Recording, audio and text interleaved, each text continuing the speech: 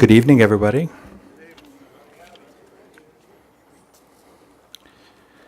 My name is Matthew Trebatowski. I'm a professor at the School of Architecture at Taliesin, and I am here with the distinguished privilege to be able to welcome all of you to this location, David and Gladys Wright House, on this beautiful evening for this wonderful event, and to introduce tonight's speaker, Mr. Wil Bruder. I'll start off with a little bit of housekeeping. On everyone's chair, you will have found a piece of paper which has a little bit of information about tonight's talk, a little bit about the school itself. And on the back side of that, you're going to find we have upcoming lectures listed on here. So please be able to find yourself either back out to this location or Taliesin West to attend some of those. The one omission that is on here is the very next one, which is going to be Mr. Marlon Blackwell up at Taliesin West on April 12th. So a week from tonight, so next Thursday, please put that on your calendars and please feel welcome to join us up there.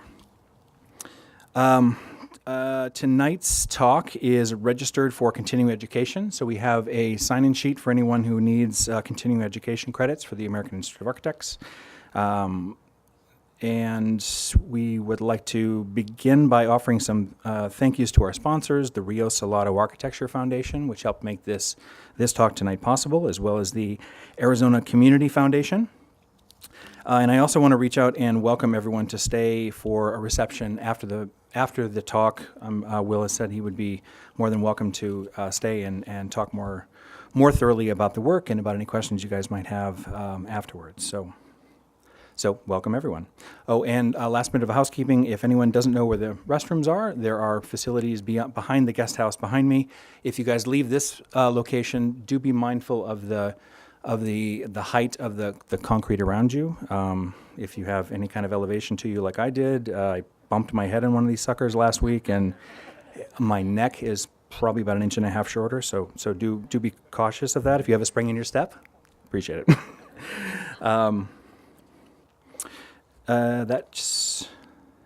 For tonight, Wil Bruder, I don't think needs that much of an introduction, which makes my job quite easy. I think his name is quite synonymous with work in the Southwest. Wil has been doing this for more than 4 decades, and his built accomplishments include some of the greatest signature buildings in Phoenix, Arizona, such as the Central Library. So. Wil's built efforts has certainly brought him the usual kind of acclaim over the period of a distinguished career, the awards, the academic posts, the acclaim. In his built legacy, I would argue, is really second to none.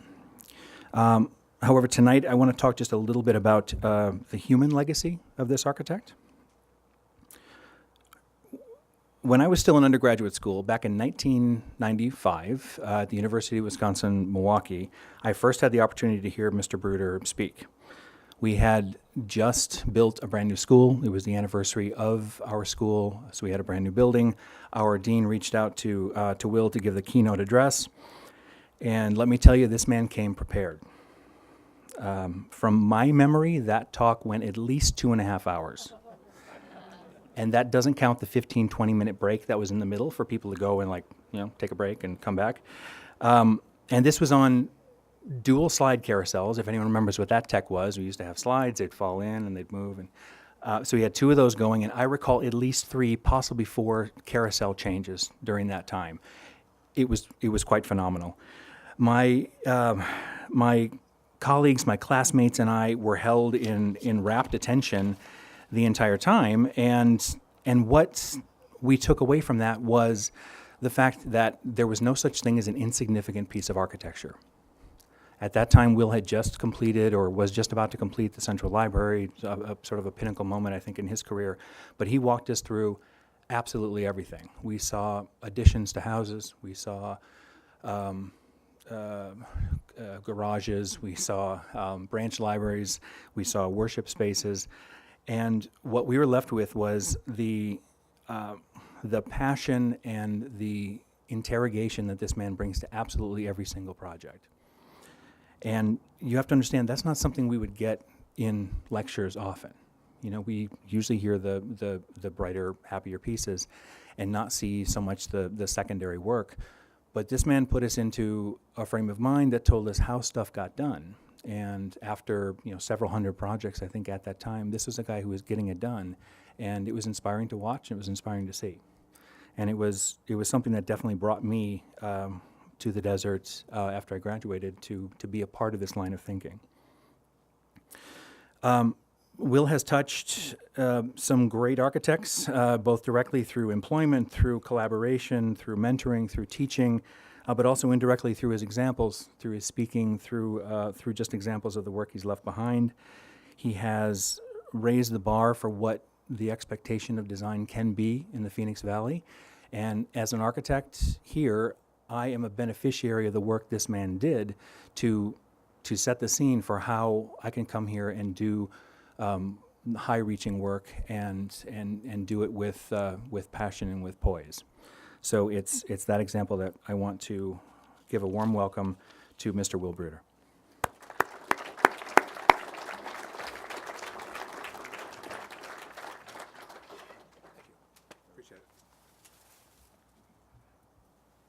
So thank you for that great introduction. And the one little detail that was left out was I graduated from UWM, that school that... What? I was going to say that. I'm so sorry. That's all right. You had to leave something for me to say. So anyways, I went to UWM before it was an architecture school. I had been accepted at IIT, Mies van der Rohe School. I ended up working in a great studio in Milwaukee when I quit another gig I was pursuing in industrial design and flunked my draft with a 1Y in the spring of 1965. And that was fortuitous. And I got a job with an exceptional architect, but we'll get into the talk quickly enough.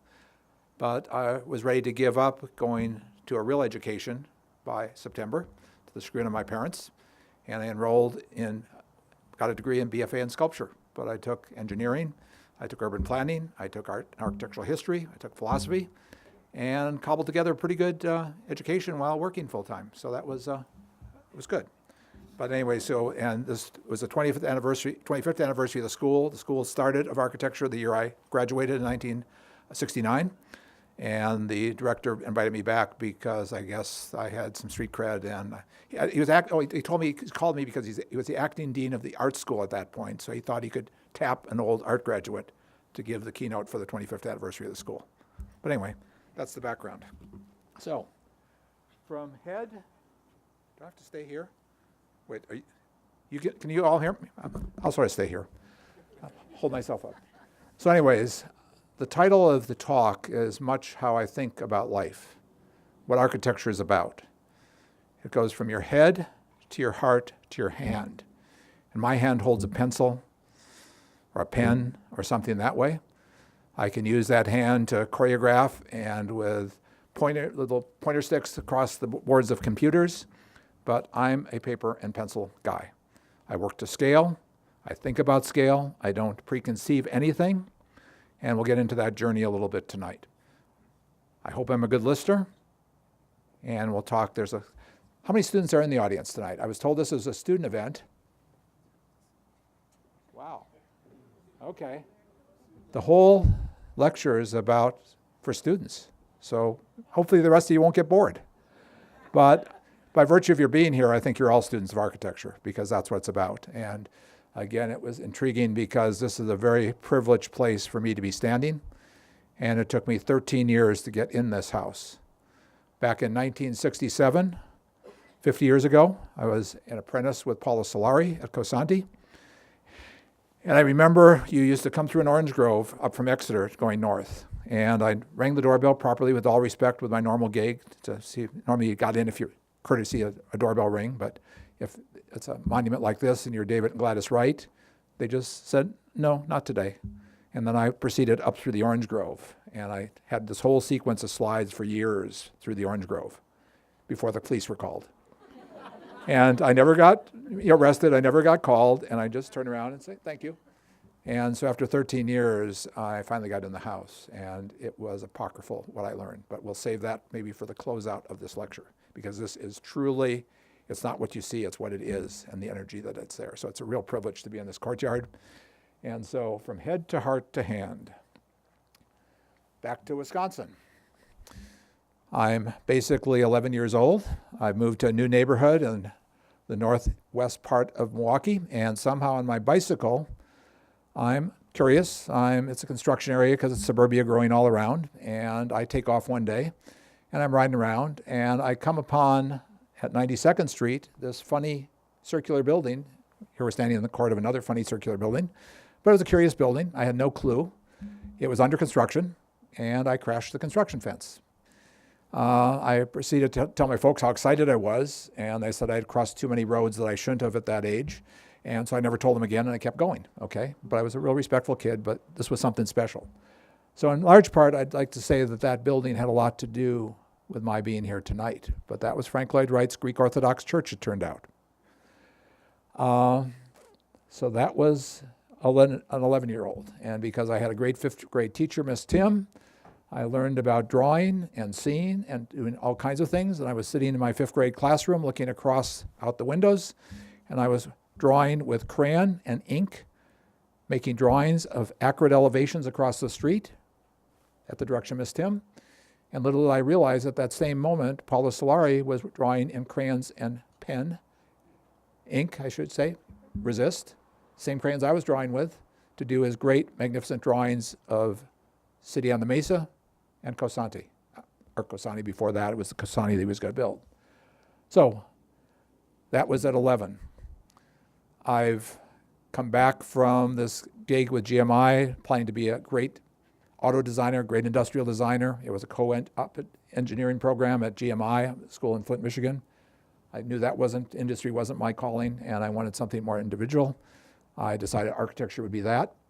And so I got back, and the first week I got my draft notice. I passed that with mustard and get 1Y, never gave that up for a 2S, and didn't have to make the hard decision, which I found at the end of my father's life. He would have personally driven me to Canada had I not had that option.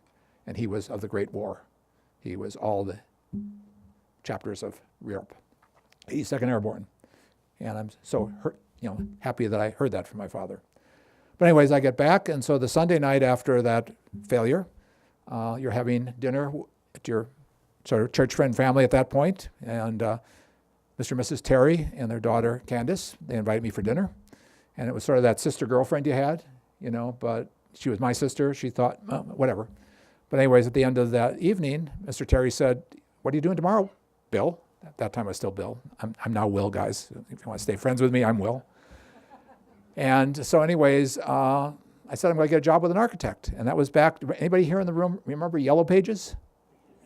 Okay, well, Yellow Pages was the tour, and it's really lucky because they were alphabetical, like real alphabetical, not this foolish stuff where I'm now listed under W for Wil, even though my name's still Bruder, and B normally got me to the front of the Yellow Pages. Because the next day, I got the story from Mr. Terry that he doesn't know anything about this guy, except he's a really nice guy. He's got a studio out in the edge. His name's William Wenzler, graduate of University of Illinois, and he happens to be an architect. Little small practice out on the edge of the city. And I would have hopefully never gotten to W had it not been, he gave me his name. He didn't call him. I leave the dinner party at the Terry's house at 9 o'clock. I'm sitting on the door stoop in suburban Brookfield, Wisconsin, on the door stoop of his office at the bottom above the railroad tracks when he arrived for work at 8:15. I had a couple of these car models I had done with Fisher Body Competition, these sculpted carved things. I had a little sketchbook and a lot of hope and ambition. And so I had an announced interview. I had a tie on, I had a vest, I had, I think, wingtip shoes back then. And at the end of this interview, he gave me an option. Did I want to start the job then, or did I want to wait until the morning and come back and start work for real? And of course, what do? You take off your coat, you roll up your sleeves, you take off your tie, you get your instructions, you're going to be printing some prints, you're going to make coffee every day, and I've never drank coffee in my life, so why they wanted me to make the friggin' coffee, I have no idea, but I did that for 4 years. And at that time, Bill Wenzler was probably the best architect in the Midwest and beyond, reaching. He had just broken out. The house you see on the right is the Nickel residence down on Lakeshore Drive. It's all the principles of Wright. It's the principles of architecture. It's about Nervi. It's about all these great things. And I'm working for the man that designed that. And the head of his drafting room was a name that a lot of people in this room will hopefully know, probably know, Michael P. Johnson. And he was a maverick beyond, bad boy beyond, still is. And he could draw like God, and he really believed in architecture. And so he was building a house, so I'd go pound nails one night, and I had another guy, Neil Krieger, that was out of the tradition of the Krieger family that printed Arizona Highways. And so that's part of the way we got here again. But it was pretty amazing, and that's a profoundly wonderful house, and I'm working for that level of architecture. And that's why I decided very shortly after that summer started that I didn't need to go to architecture school. I was going to do this gig, and I was going to make up my own course. Sorry I've got my back to you in that photograph on the left. I'm the guy with the long pants on there, head down sort of, but that is Jacob's Apps. That is the summer of 1967. And I get my first and only 2 credits in architecture from ASU because they helped sponsor the sill piles at Cosanti, Paula Solari's workshop. It was a great summer. It was hotter than hell. We had great energy and synergy. I'm traveling, I'm doing all kinds of things. So I'm 2 years into my sculpture program. And at that point, I came back that summer after traveling and looking a little bit, went back to work for Wenzler, Michael, moonlighting for him, and got married in Frank Lloyd Wright's church. Great experience. Turned out wrong woman. It was a long time, but that was fine. We drove from the ceremony, and we ended up, I spent 8 months as an apprentice, as did my wife. She was doing ceramics. She was a painter I met at an art school. And I have the privilege of working on the Arcology City in the Image Man book. And I read through every sketchbook, and again, it formed my life because Paula was true genius at a very unique level. And I will never forget those lessons. Back to roots again. So go back, finish my degree. I graduate in the summer of 1969, and I take a job with a student of Eero Saarinen. A lot of you, I hope, know that name. Great American architect.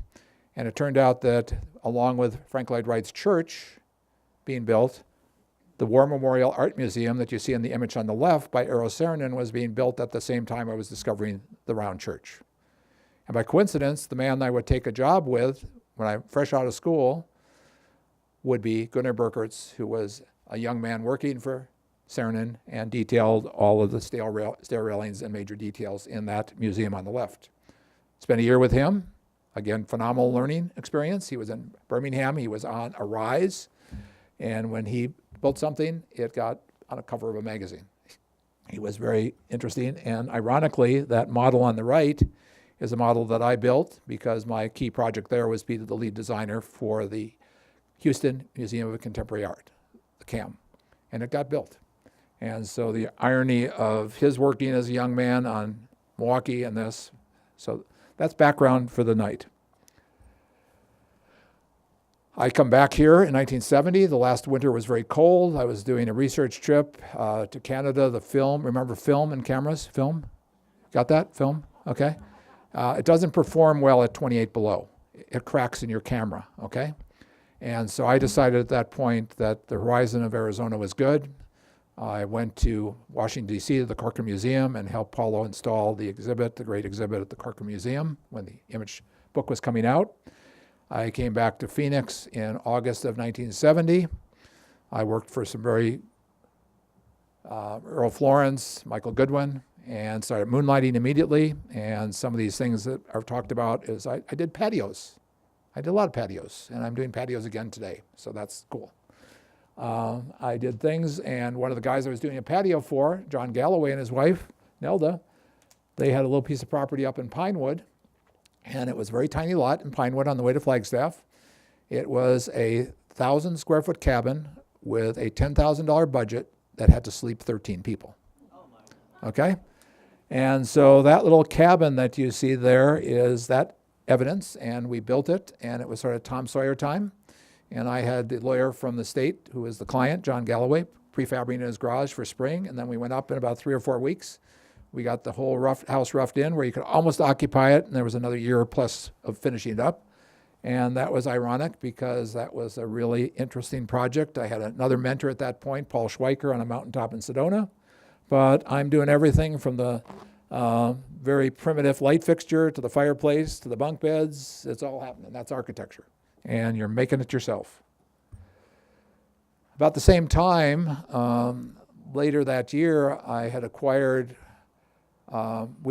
at the time 10 acres of land in a place called New River, Arizona. It's on the way up the freeway. We were on the east side of Daisy Mountain. It was 10 acres at the end of a dirt road, and it was $1,000 an acre. And we built this little house that's 845 square feet for $12,000 in 4 weeks. With a few friends, I lost a bunch of the team the first weekend because it was summer in Arizona after all. Fortunately, we got the floor placed floating above the desert.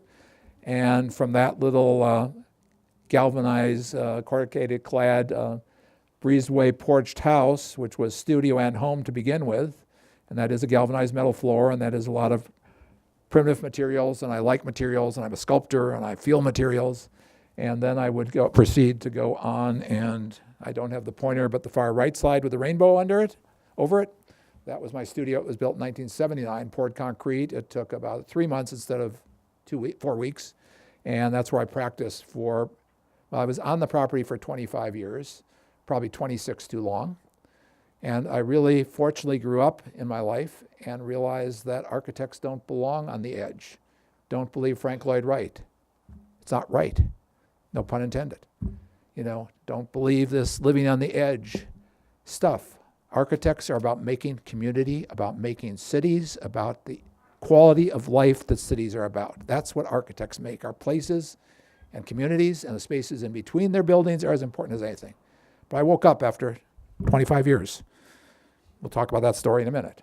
But that was where it started, and by coincidence, there was a thing called Sun Living in the Phoenix paper, and I'm a self-promoter, just like Frank was. And I sort of heard a great PhD presentation by Martin Filler, who's now a great historian. He did his thesis on Wright's promotion of himself. And I heard that presented downtown here at an academic conference. From inventing reasons to talk about me and publish me and do all these things, okay? And so anyways, I called the editor of Sun Living. I'd send little snapshots. I'd send snapshots to Sunset Magazine, and I had 23 stories early on in my life for patios, for this, for that, in Sunset Magazine. And who's reading Sunset Magazine? Not architects, but you don't really want architects. You want clients. So that's why I did patios, and then finally somebody asked me could I do an addition? They saw these patios. Could you do? And it moved along, okay? So anyway, that's happening. But this little house becomes a record home in 1977, Architectural Record Magazine, right next to John Lautner's wonderful $1 house in Acapulco. And John was a friend of mine, and I learned a lot from a lot of people. I owe so much to so many people tonight. But anyways, so the house wins Architectural Record, and it's written up in Sun Living.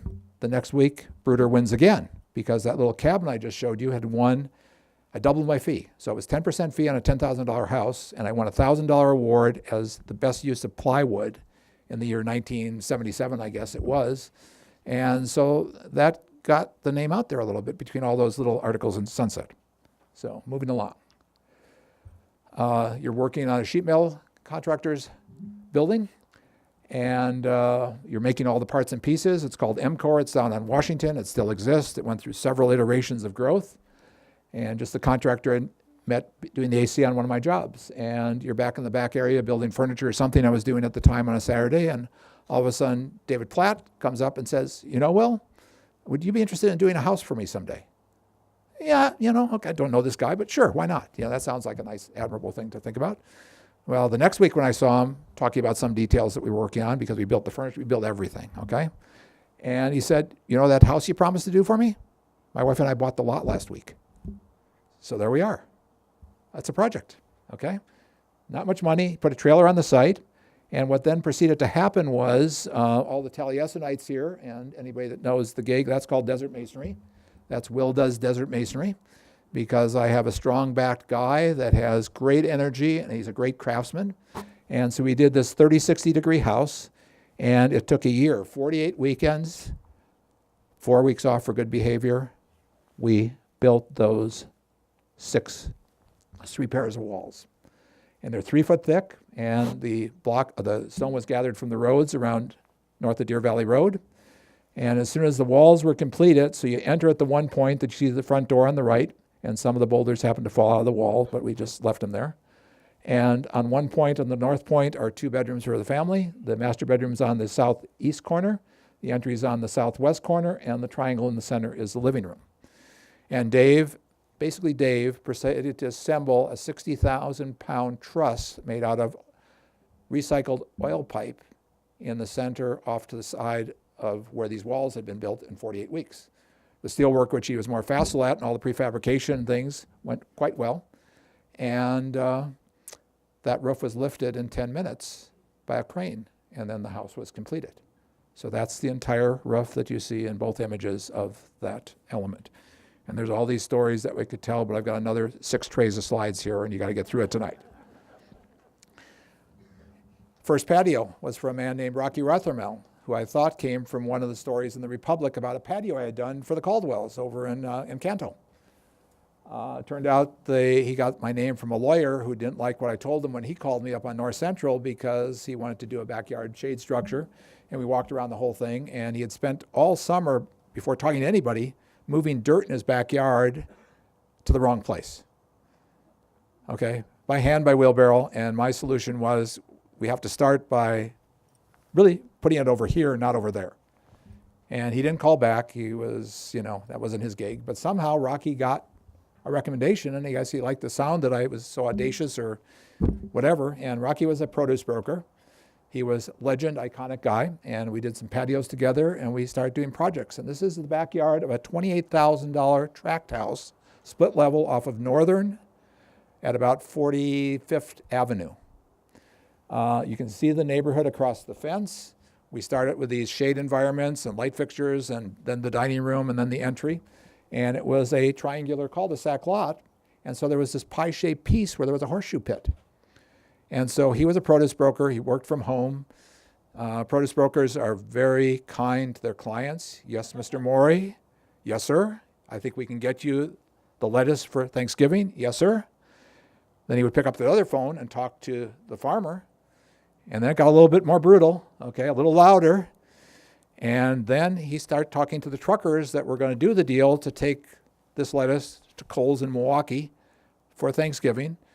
And they were truckers after all. And there's words that probably all of us know a lot more based on the travesty of the last 2 years in the White House, words we never knew before that, which we know every day will be in the paper. So anyways, he thought it would be good if he went back in the backyard and office there because his 2 daughters were growing up and his wife was sleeping in the split level and he was in the basement corner. So he said, let's build something in the backyard. So we went on a project, and his neighbor across the street was a master form carpenter. And his best friend was a concrete guy, and I'd love to do something in concrete. And this is probably my homage to John Lawton, or any of you who know that work, and the circle of this house and whatever. How could it not be? So you walked across water to get into Rocky's little den in the backyard here. It was covered with earthen roof. It's poured concrete. It was a $110,000 intervention in the backyard of a $28,000 house in 1974 or 5, I think it was, right? And we were made for each other. It was very good. We still talk to each other. This has been almost 50 years. So 1967 is where my clock starts ticking, virtually, probably 65. But I was already doing the first moonlight and stuff like that. So I'm in my 50th year of playing this game, okay?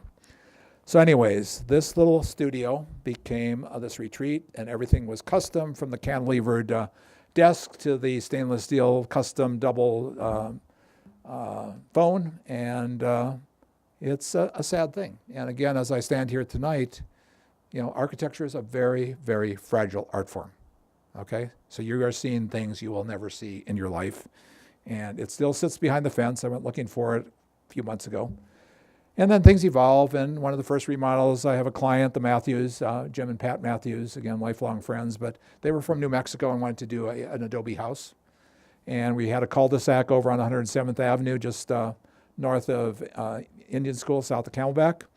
And we created this little courtyard house out of adobe. And we're talking about sustainability. We're talking about different issues of earth integration and massing, but their roots were from New Mexico. The main house that you're seeing beyond this very pristine wall, which you're seeing in that entry piece, is mud adobe that they made part of them. They bought part of them. They were stabilized adobe, double white wall. And this is happening, and it's a private courtyard house. And we would proceed to build it. And as we were building it, I was out there. It was Wimbledon. It was July. I remember Wimbledon. I like tennis, so we were listening to that on the radio. And as we were sitting at our lunch break, about 11 o'clock in the morning, we had almost roofed that living room that you're seeing under the skylight there, okay? And at that point, the skylight didn't exist. I had the permit. Everything was there. We're building the house, but that skylight wasn't part of the diagram. And I look at Jim, and Jim looks at me, and he said, what's happening? And we decided at lunch that that had to be a skylight. We weren't going to finish the roof to the wall. And so that skylight happened at that moment. I tend to be fairly spontaneous. It's not about design build. I have intentions about everything, but I'm constantly tinkering and playing with it. And so that becomes the Matthews resident.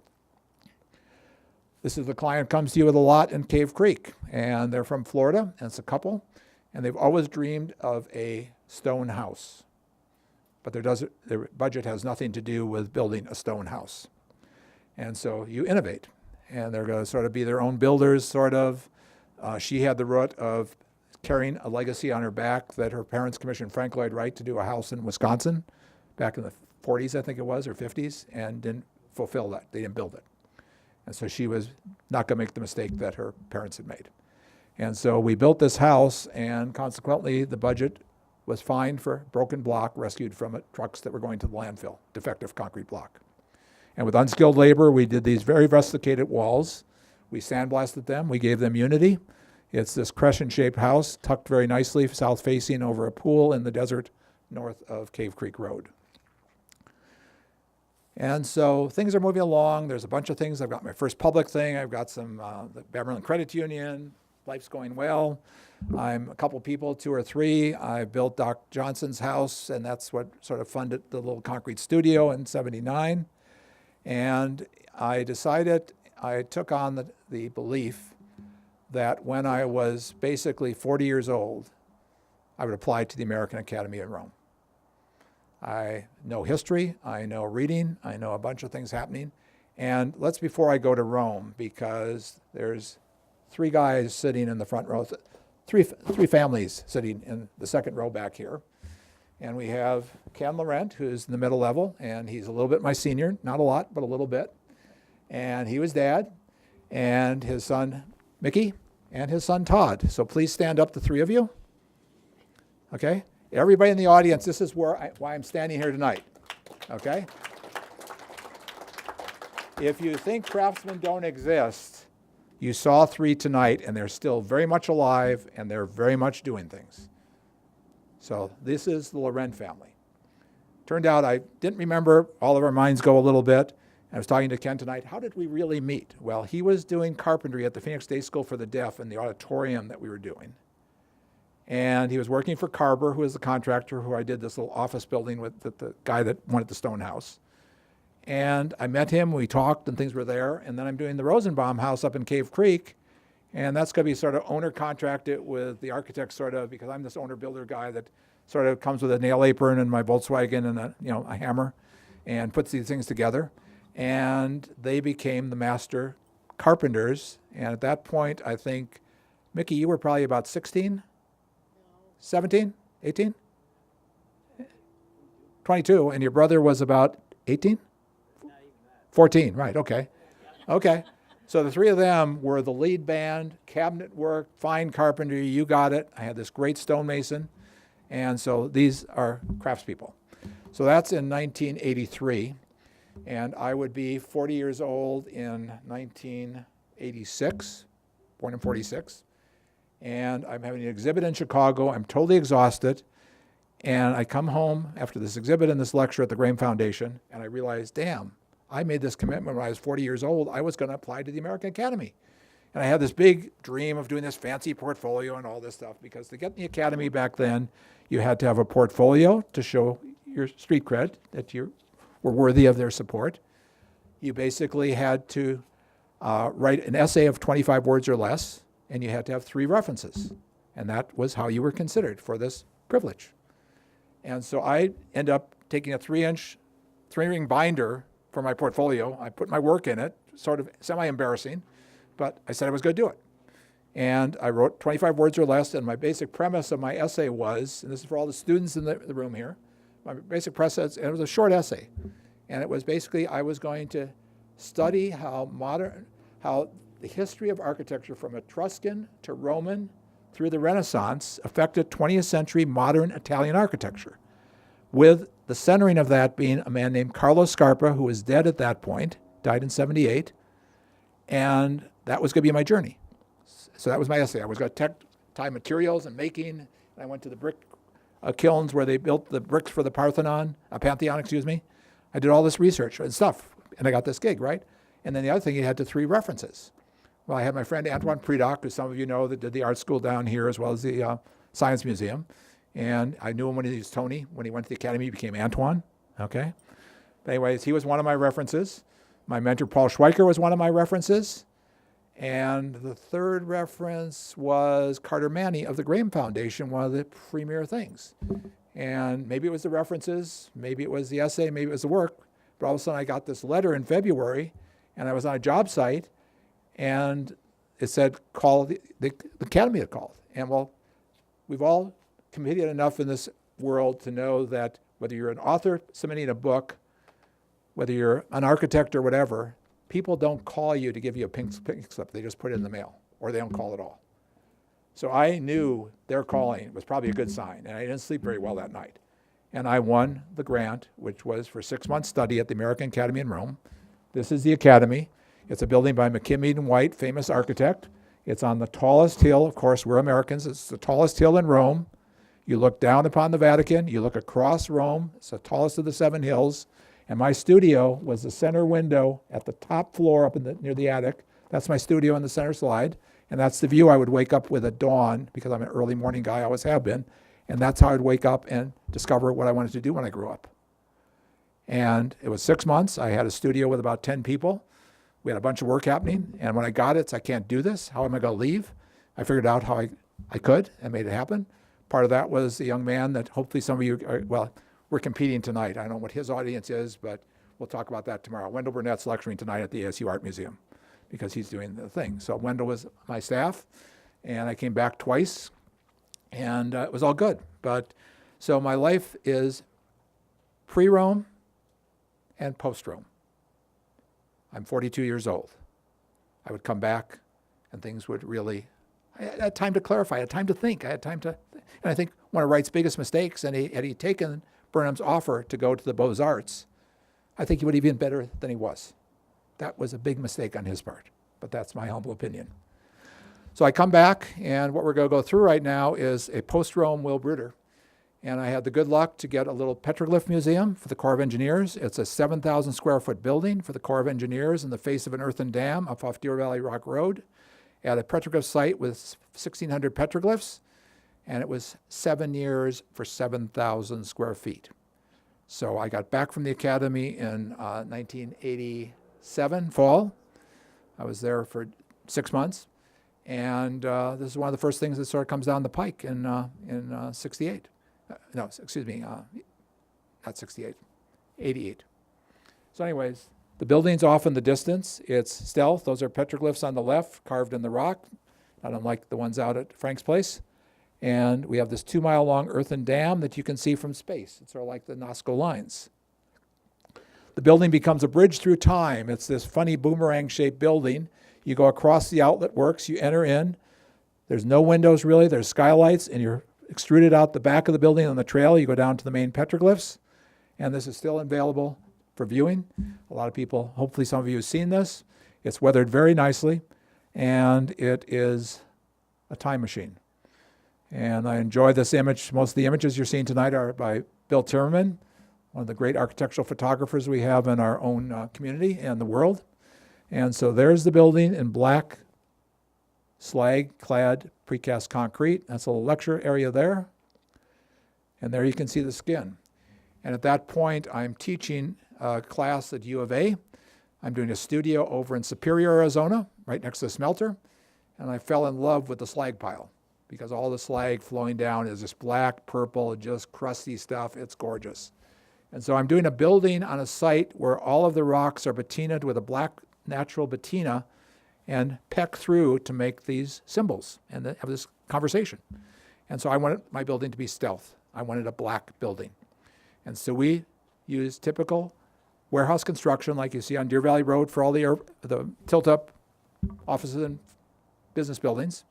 Only on the bottom of it, we're seating it just like our grandmother used to do with the pineapples or the nuts for an upside-down cake. And we're putting that on the bottom. We lift the form up, and voila, you get this wonderful rusticated skin that sort of shades the wall. It cleaves off a little bit, but it's like 95% adhesion. And it's a combination, again, of this mysterious building that's a bridge through time. You've got the weathering steel, the shade trellis leading you into the building, the formidable, the most famous of the petroglyphs of all the documentation was 2 kissing deer, male deer. I thought that was before Don't Ask, Don't Tell. But that had to be the petroglyph that identified this place. So the kissing deer are there on the left, the kissing guys. And this is the building, so it's skylights, it's exposed systems, it's acoustical, and extrudes you out the back end, and you go and discover the culture that was once there. You've gone away from all of the suburbs that developed in the face of that dam, because it was a water reclamation project, flood control.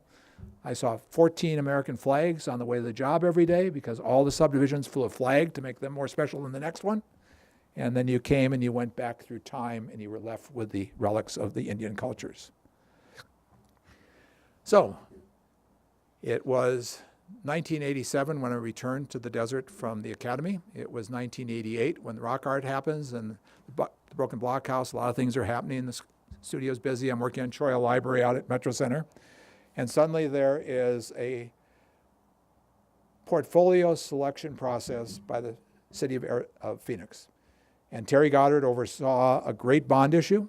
And in that bond issue was funding for the Art Museum's expansion, the Arizona Science Museum, a history museum which no longer exists, unfortunately, and the new Central Library. I'm a studio of 3 people, myself, Wendell, and Tyler Green. I know it's going to be my project. Just can't be anything else. I'd done a branch library, but that wasn't the reason. I just knew that I was ready to get this building. It was going to be a portfolio. It was managed by the most brilliant sort of city servant that you can imagine, and totally on the up and up. And he allowed all of us to have 15 pages and no more. So I was competing with the biggest architect in the world that would come, and a lot of people came. 28 people came for this job. And the first day that I heard the job was going to happen, I called London, okay? Because I knew who had to be on my team. And I was afraid somebody else would think about it first. So I called London, and I called Ove Arup Building Systems Engineers. That's a fairly common thing about collaboration and all kinds of things. Structural, mechanical, sustainability, acoustics. They were the engineers that figured out the structural codes for Jorn Utzon to do the Sydney Opera House. They were the engineers that worked with Rogers and Piano to do Center Pompidou. They were at Stotts Gallery with Sterling. Every building that I respected in my life through all kinds of styles, their moniker was there. That's who had to be my associate. I called. They said, Mr. Bruder, you don't have to. They knew I was up at 4 in the morning because I'm talking in London at a certain time, right? They were smart. They said, we just landed in America last year. You could go to our LA office and have a conversation there. It wouldn't be quite, okay, cool. So the next week I had a presentation at the Corps of Engineers for the museum. So I go there.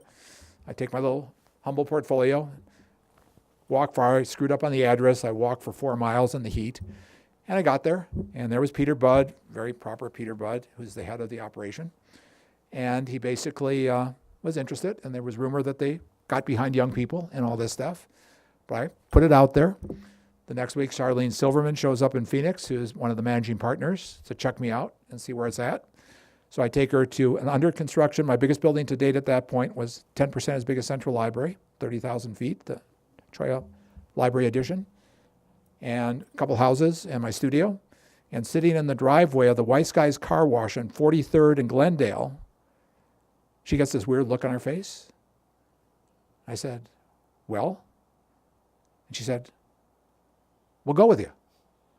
And being an only child and not meaning to be rude, I didn't say thank you. I said, can I have it exclusive? Well, that sort of kicked her back, but she was a woman in action. Took her about 15 seconds. I don't know if it was my audacity or what it was. She said, yes. I know of nobody else that's gotten that exclusive in the realm of things. So I had the finest engineering team in the friggin' planet, bar none, and they are loyal to me. Cool. So then I had to find an associate architect to be credible, because just physical and all this, and yes, Wendell was cool and Tyler, and we could handle it. But I finally he put his thumb on me. He said, who are we going to get in bed with? Who are we going to go? And at that point, there was a firm named Drover, Welsh, and Lindlands before they became the acronym DWL. And Wally was still alive. Lindland was there. Dick Drover had passed away. They've done wonderful, interesting buildings, and I officed in one of their buildings when I came back to the city. But anyways, I called them up, talked to Jim Lindland. All of a sudden, it's Carl Van Diemen. And suddenly I explain what the gig is, and it's going to be 50-50 on everything. Money we make, money we lose. And there's only one differential. I get 50.5% on design decisions. You get 49.5%. That's all I cared about. We're going to win or lose. And for some reason, they said yes. We went to interview, and it was very meaningful. The first call I got, actually, it was a fax from Antoine Predock, who was competing for the job. You kicked my ass, Will. Congratulations. Can't wait to see what you're going to do. And he actually came on the speakerphone in his office, which he never did. He's a fairly competitive dude, and I know him. And he told his whole studio that Wil Bruder kicked their butt. But that was good. So there were some other people there, and it was a longer story than that, so we can do that for the next chapter of this lecture at a different location in a couple months, okay? So anyways, we proceed to go, and it's a 280,000 square foot building. The budget is $28 million. You can do the math. That leaves you $100 a square foot to build the most important building in our city. Okay, $100 a square foot. We had 28 citizen meetings, not because I was told to, because I asked to. Because buildings are built about asking, about listening, about finding things from everybody. We did minorities, we did homeless, we did homeschoolers, we did teenagers, we did professors, we did business. I mean, we did everybody and the neighborhood and the historic. And I learned something unexpectedly different from everything. We worked with the minorities on a thing. We ended up with a whole discussion. This is back in 1989, 90 basically, when this all was going down. And we had this great pre-public art conversation about art and culture. So anyways, we have no money. We come up with this idea that everything is going to be expressed. There's an honesty about it. Precast concrete's an affordable idea. Custom precast, but I have no money for any of the fancy finishes. The building became a rectangle, a big warehouse. Ralph Edwards is a great librarian. Elizabeth Green Hunter was the president of the board, had this great core group. And so the concept of the building, it's down on Deck Park, Hans Park. It's down on Central. And you have these two saddlebags of service on the east and west side, which serve as baffles from the late afternoon and the heat of the sun. There's 80-foot deep caissons that are almost as tall as the building, and these trusses go up to, again, brace the building, because we can't have any structure in the middle, and we have to resist it turning over in the wind, because wind dominates here, not earthquake, okay? So it's this gridded module, 32-foot 8 grid, designed for books and circulation and ADA and all that stuff. And in the center of it, we have the Crystal Canyon, which is a small atrium. We have a diagram. Okay, after all these 28 meetings, I've got 2 library consultants, I've got Ralph. We're crashing through this whole thing. The whole process was about almost 4.5 years from start to finish, which is pretty good. We came in at $98 a square foot, not $100, okay? And as we're looking at the building evolving, we have this idea of the box. The north and south is totally transparent, so when you come up and down Central Avenue, the main street, the main route of the city, everybody can look at this building, and you all know it's the Central Library, because you look up and you see bookshelves and you see people. It's a library. No mystery about it. It's not a corporate office building. It's not some new social hall. It's not a coffee house. And that becomes the sketch that turns it from just being architecture into being a metaphor for geology, because back in those days, we didn't talk as much about architecture. We talked about the Biltmore Hotel, we talked about Taliesin, and we talked about old stuff, okay? We talked about the mountains. We talked about the horizon. That's why I came back to this place, because the optimism of the horizon.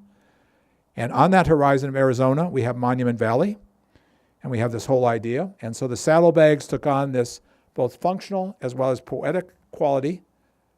And we'll go through pragmatism for a quick second here, because I had no money. These are 8'2" wide precast concrete panels, 12 inches thick, thermal mass. My engineers told me no insulation in those walls, and there's not. The thermal mass is such that it heats up during the day, it sheds the heat, and it calls on the air conditioning after midnight when the energy rates are really cheap, and we don't use nearly what the energy was even calculated we'd use for the building. And it's one of the first and greenest buildings that ever happened in America at that time, and it predates all the talk about sustainability, because that was our goal. That's why I brought this team. But this texture, when we go into the yard where the precasting was done, here's precious rock from here, and you see the beautiful green rock at the art museum and all this stuff. Well, I got a budget of $98 a foot, folks, so what can I do? The first little example at the precast yard down in the riverbed is how they screed concrete. And any of you have done a home project and leveled your slab 2x4, you screed across it, then it gets a little, cures up, then you screed it again, then you trowel it, then you polish it, then you do whatever. Well, I thought that screening had a great potential. And so the drawings, those walls are written with a jazz score, not a classical architecture score. And if you see the bridge is from Hans Park when it was done in its Pomo style, because I've been fighting Pomo all my friggin' life. And I know the good, the bad, and the very ugly of Pomo, okay?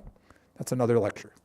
But anyways, as we look at these things, see these, they want to give me the best foreman to do my mock-up, right? I said, we're doing a mock-up, it's gonna go in the building, we're not throwing the friggin' thing away, and I want the guys that will really do it in the end to be on the end of the stick. So these two gentlemen, there's a 2x6 in their hand, and I basically said, okay, what we got here is I'd like you to try and stay parallel. I'd like you to somewhere between maybe 12 inches, 10 inches, and maybe no more than 18 or 19. Shimmy along this thing, do one screed, come back again when it's just gotten a little drier, and then move your board back and forth. And when you think it's about right and you're staying as parallel as you can, because we're not marking lines here, but these are craftsmen of their own sort, pull that 2x straight up, and the suction of the wet concrete pulled that rib up.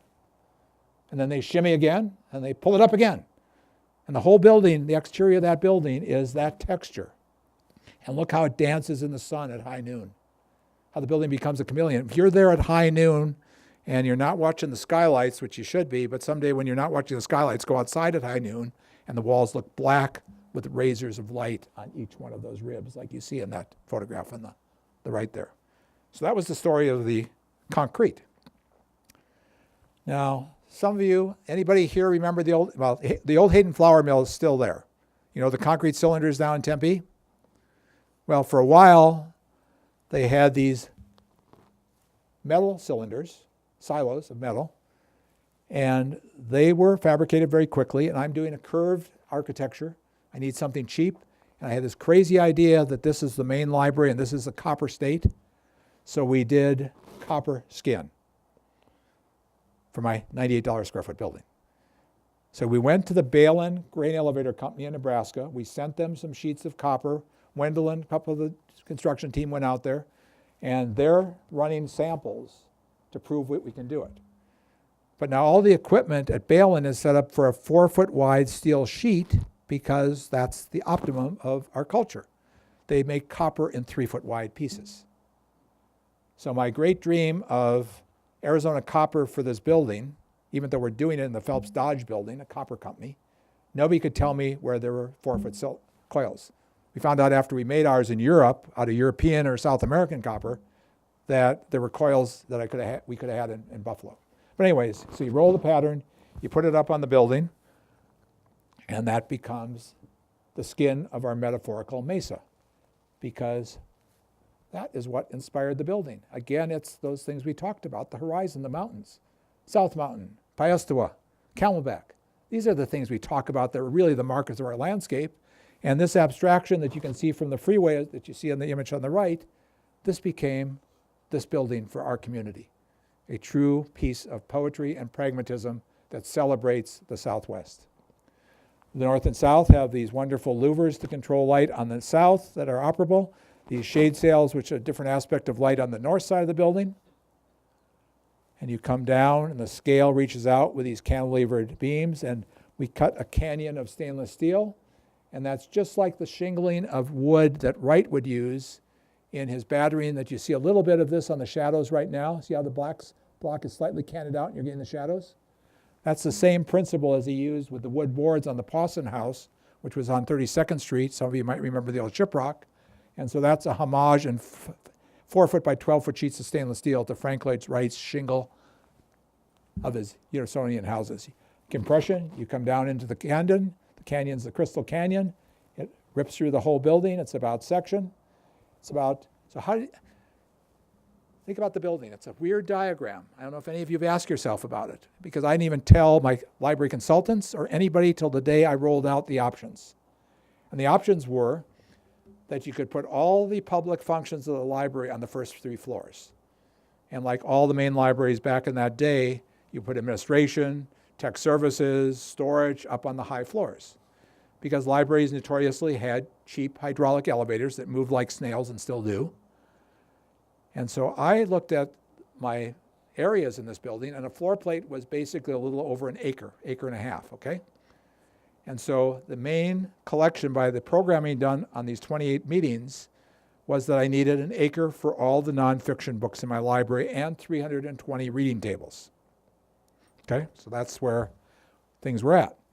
So I determined that the great reading room, because in this city at that point, the only people that really were in the top of buildings with big views were bankers and lawyers and rich people in penthouses, and be damned the man, right? And the woman that was just the citizen.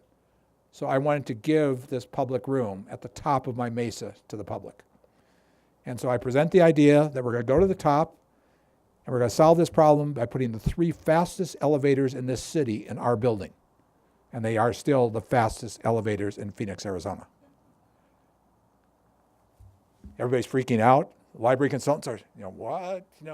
Ralph Edwards, my head librarian, he started smiling. I'm on pretty firm ground because I made the case. We have these great reading tables. And so the next morning, it was sort of like Rocky calling when we were deciding on how much to spend on the glass in the backyard of his $28,000 tract house. We went with butt glazing way back then and that little thing. I mean, something added up to all that money, right?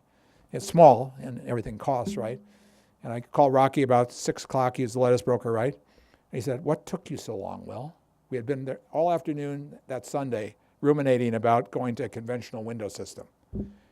And I told him, you could have this or you could have this. And I called him. He said, "I knew you'd call. Yes, we're going with the glass. Go for it." First morning after the big surprise of this irrational but rational diagram of organizing this building, Ralph Edwards called me, first one up, not my library consultant. "Will, I know we're both going to be really seriously judged on this thing, but I got a good feeling. Let's do it." And consequently, that's where you'll find the books when we reopen in June, just like you've been seeing the books for the last 20 plus years.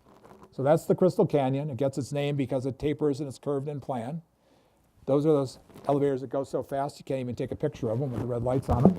And that is the quiet, calm staircase in homage to Isamu Noguchi, the great Japanese-American sculptor. And it's like one of his paper lanterns for inspiration.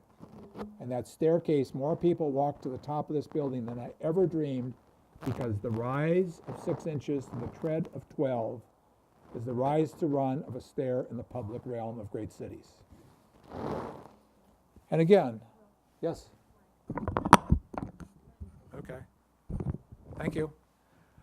So, we researched, we listened, we traveled, we looked. Before I even had a side contract on my nickel, not the city's nickel, my contract had just been approved.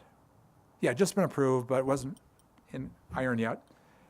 And I knew that the first place I had to go to do this library was to the Bibliothèque Nationale in Paris of 1861 by Labrouste.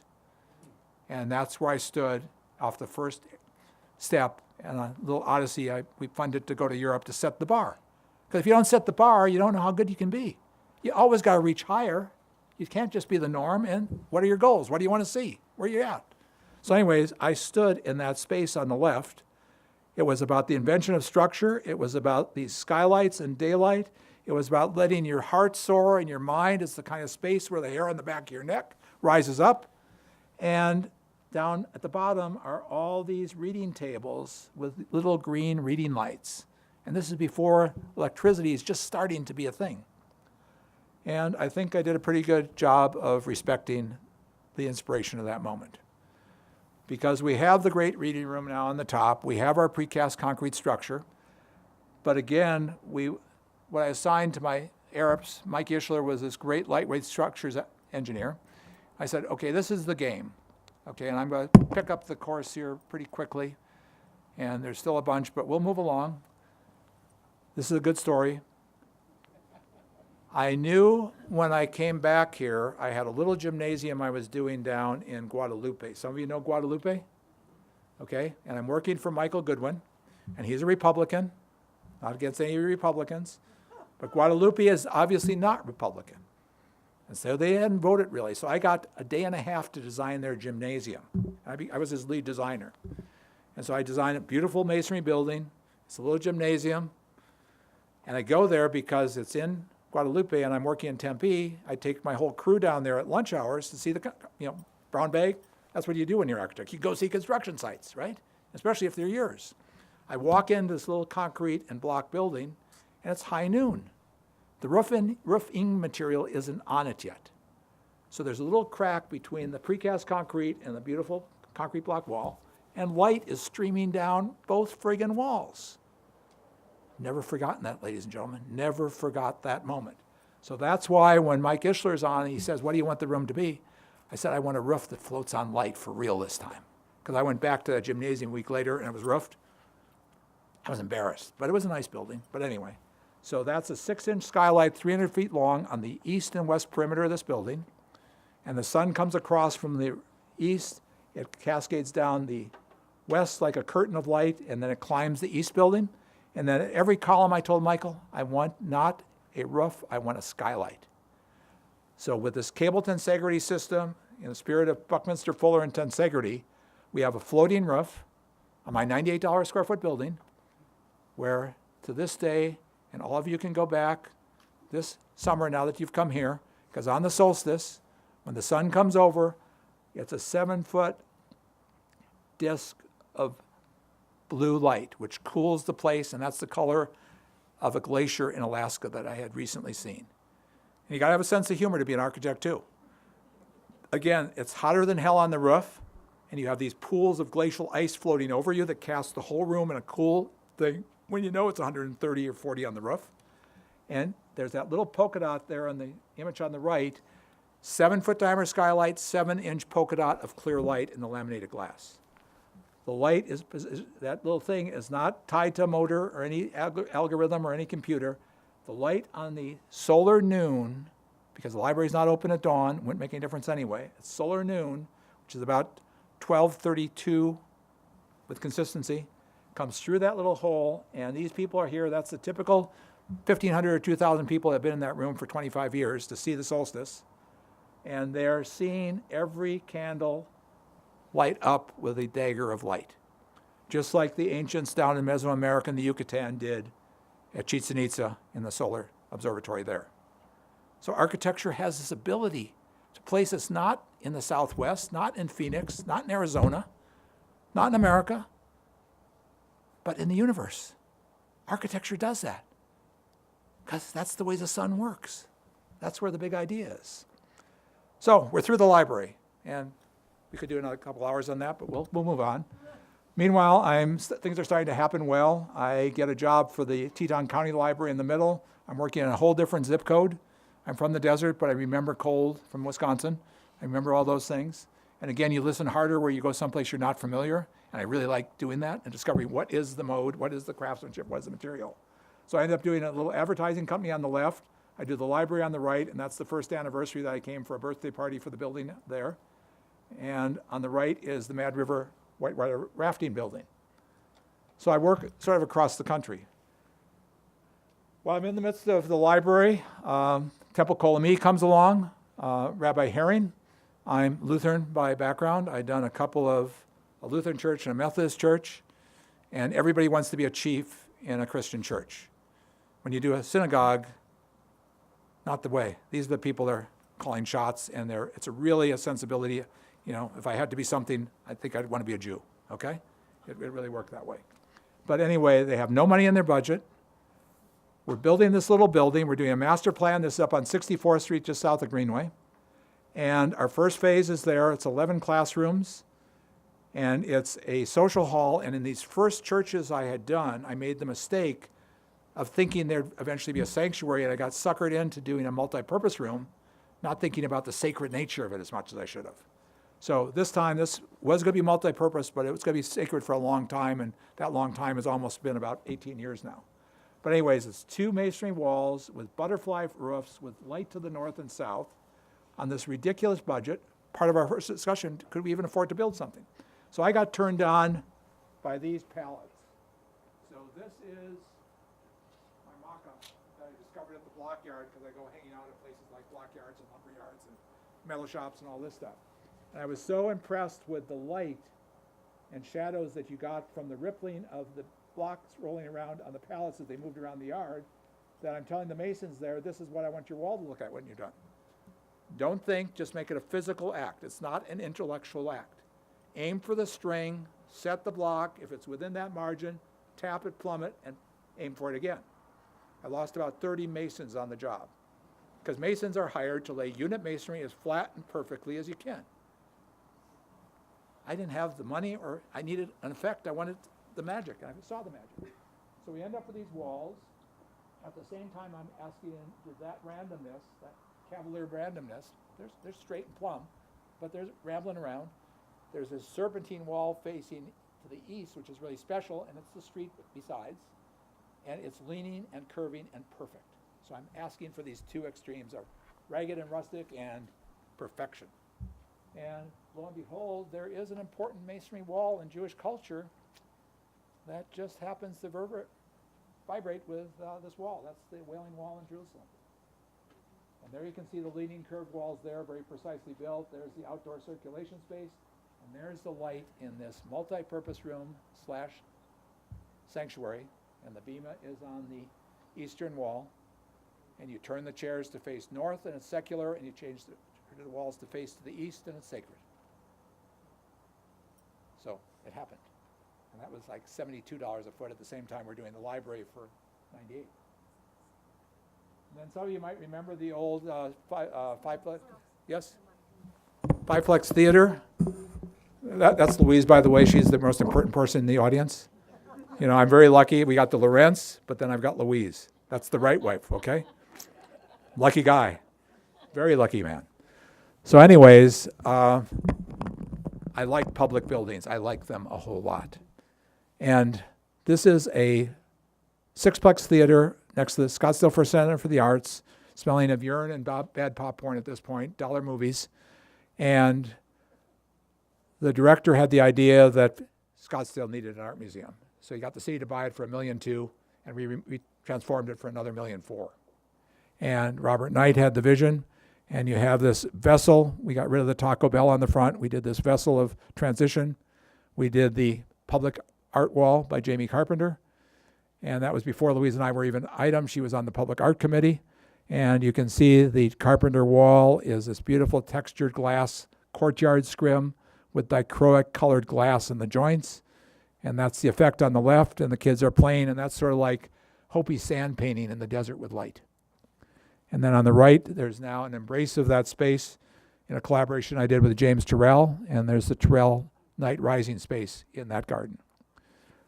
There's the addition. There's the 5 theaters. You can see them there. A little thoughtfulness, a little choreography of movement and space, and it becomes an art museum that's very credible.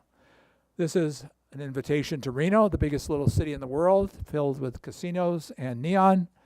And I had the privilege of going there, and a call. It's always nice to get a call when you don't know there's a job, and we'd like to talk to you. This ended up being a little competition of 2 that I was able to prevail. Programming and stuff like that. And This is the way the jobs all start to this day. On the left, ladies and gentlemen, that's a program. That's relationships of two-scale objects of relationships that I'm making, reading the program and making these little squares, and they're all loose on my board like a Ouija board. And I get a relationship, and I'll either sketch over it, I'll do whatever, clear it if it's not going right. But architecture starts at scale. I'm an old school guy. I'm not designing with video games like designers are today. I'm like, that right school where it's an idea of making spatial relationships. This building was conceived in plan and section. You work with students anymore. It's very much about the 3D that they get out of their keyboard. They're not living in their buildings. So that's a program on the left. That's what a first concept gesture looks like, and you can see the building sort of that shape. And this is a high-tech, that's an elevation sketch on the left. That's a model on the right. High-tech model in 1999. Why is it a high-tech model? Because it's not photoshopping, but we built a model by hand of the building. We went and took pictures of it, and at lunch, somebody in the studio drove it over to Carefree for the 1-hour photo place to wait for the photos to come back, because I got a presentation the next day. So the photos come back. In our studio, we have a high-tech copy machine, black and white, okay? And we put the little photos from the drugstore, wherever the hell it was, in the copier, blow them up, and then I start using magic marker and blackout and whiteout and highlighter, and suddenly there's a window in the corner, and suddenly it's leaning when the model was really straight, and the people were all there, and we got the context that was part of the model while I was designing it, of the little houses across the street. And all of a sudden, there's the building. Okay, top secret information, promise you won't tell anybody, not too many people in the world know. I go to the presentation with a rendering and more of a model and little tighter drawings than you just saw. At the end of my presentation to the board, this guy on the board says, "My God, Wil, the Black Rock Desert, that is genius." Black Rock Desert? I'm not Burning Man. I haven't been to Black Rock Desert. But I'm a quick study because he said it's the Black Rock Desert. Well, we're opening this altered landscape photo exhibit at the old museum that night, and there's a photographer from New Mexico, this woman. I say, "You know about the Black Rock Desert?" "Yeah, I've heard of it." "Do you want to go there tomorrow?" So that's the person that took the picture on the left. And I've never fessed up totally that I hadn't been to the Black Rock Desert before I did this black building just south of the river in Reno. And it was about the idea of all the neon light and all the falsity of materiality and gambling and all this crap. And this has become sort of the clubhouse of this community. It's a clubhouse of art. It's truly a phenomenal, one of my favorite of all my buildings. There is that black clad metal object. You've got the skin of this patinaed black metal. It's got air insulation. That's a west-facing wall. And in the center, you've got the entry. And because of the tight budget again, that is drive it, stucco. It's black. And suddenly I'm realizing that when the scaffolding's coming down, see that developer building? It's called the Porsche building next door, that brick and glass building? Cheap-ass building. All the glass is concave because it's not properly designed or budgeted to be flat. And it's just a dippy developer building, right? So I'm getting the scaffold coming down in my building, and every day the sun is on the other side of my building, on the metal side, and the glass is turning into these circles that go racing across the parking lot and climb the skin of my building every day. It's not public art. Again, I'll be very honest. When you try to really push yourself, you're given gifts. This is the gift of Nevada, is this wonderful light sculpture on the wall. And again, our art museums, I believe that architecture has to work. This whole fantasy we have with these weird, contorted, not postmodern, but destructured buildings. I think there's a building in Spain somewhere.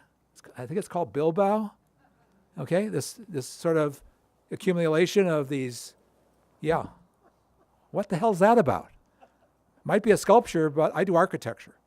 Architecture is sculpture that you live in, and it works and it functions, because you can't love a building that doesn't work. And I like to create buildings that are loved and comfortable. So anyways, you come into my building and it's got a heart. And it's got this suspended staircase, and it's got this movement and a cafe and transparency.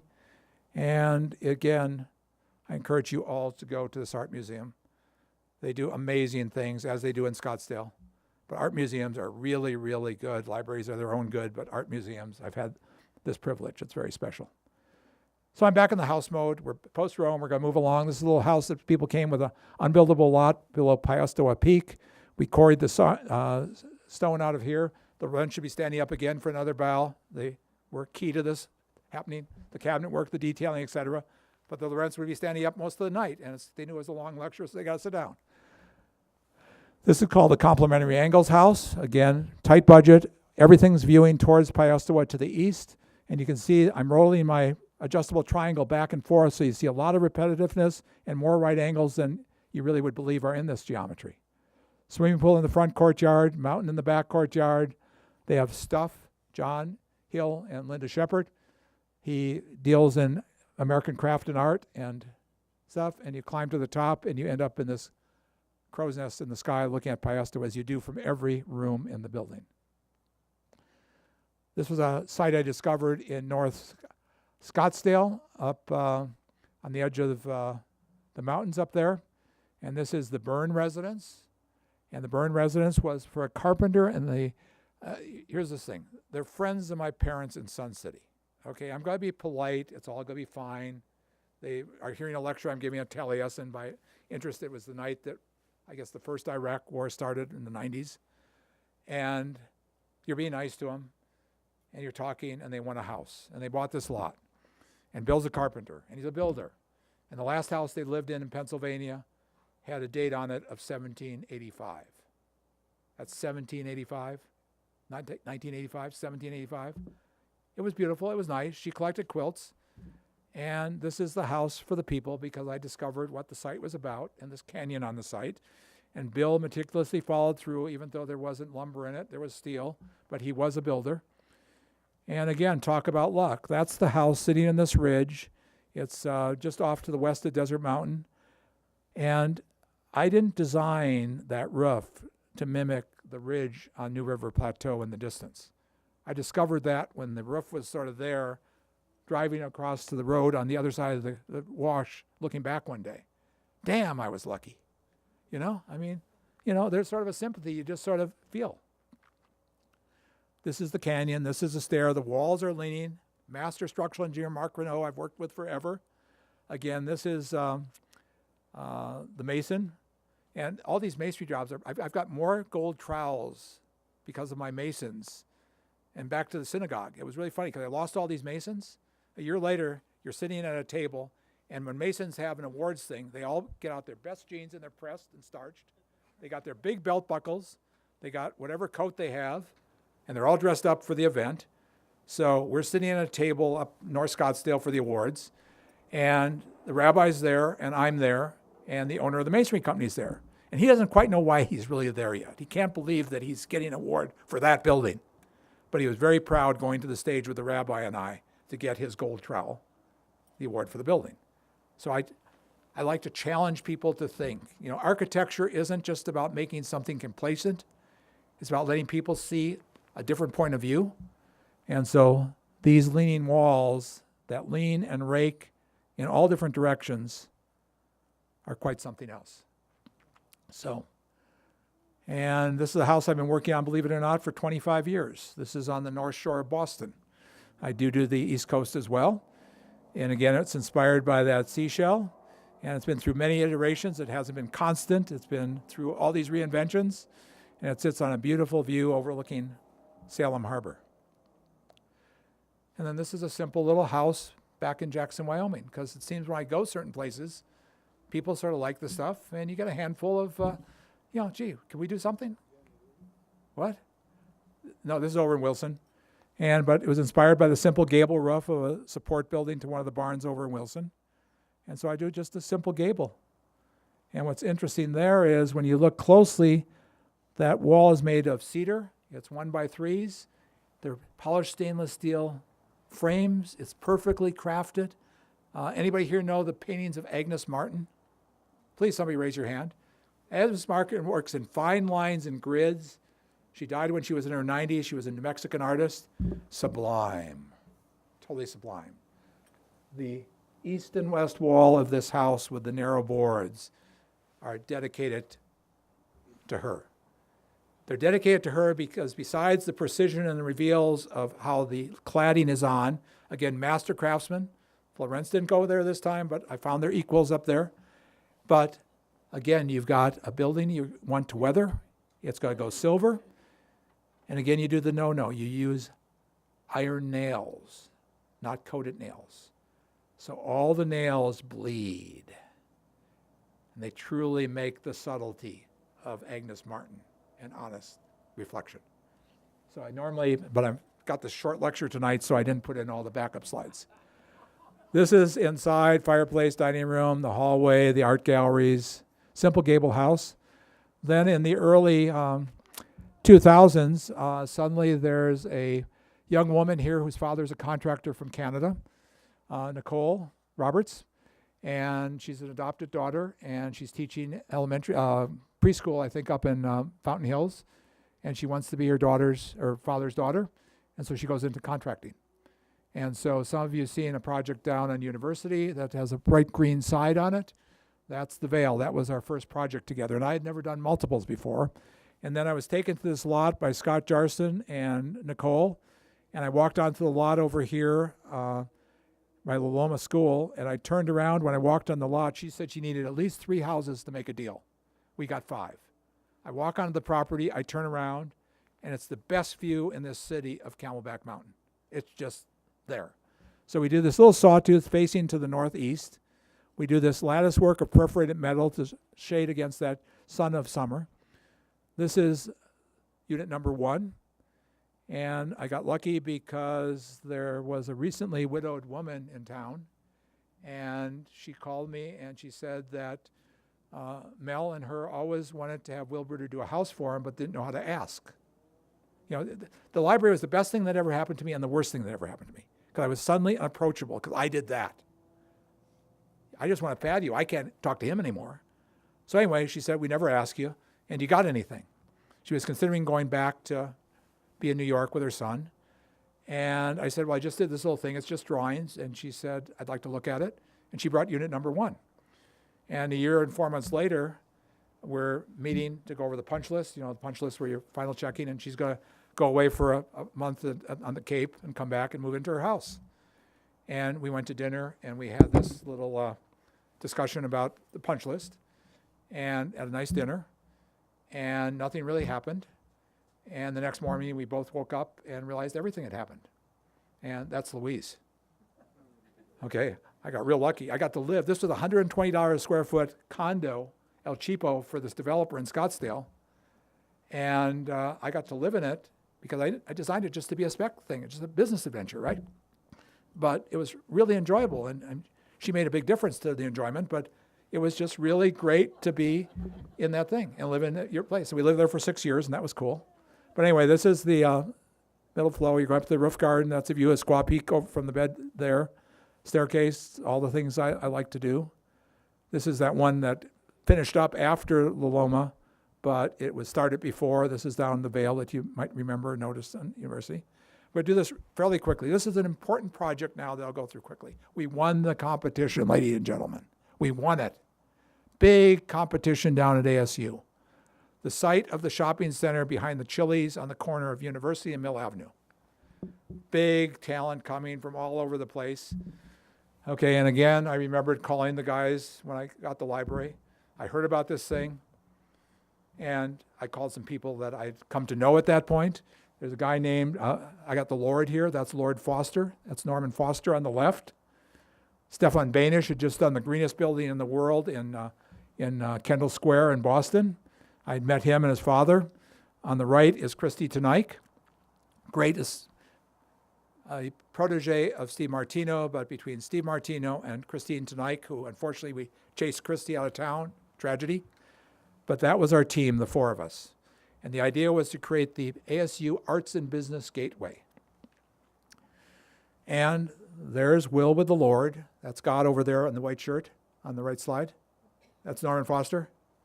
That's me to prove I was there. That wasn't photoshopped.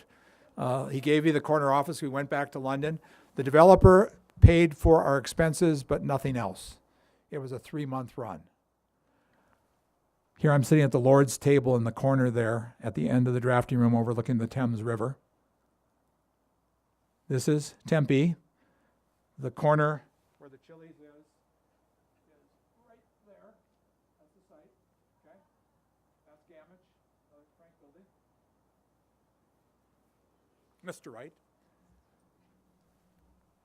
And these are the lines of desire that ran through our site. It was to be a total redefinition of arts, of business school, of the bookstore, of some housing. It was really quite something else. So here is town meets gown, gown meets town.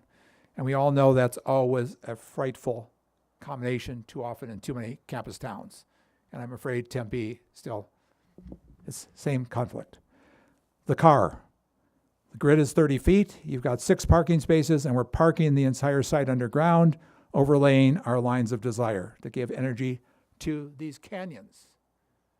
This is this idea of creating a porous building at the level, the rooftop of Paris, no streets in it, just all pedestrian stuff connecting the campus through the building and the energy along Mill Avenue over to the thing.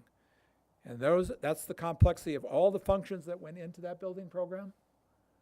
And the top, those are clouds, ETF clouds, that are these membranes that you've seen in Olympics buildings and all kinds of things.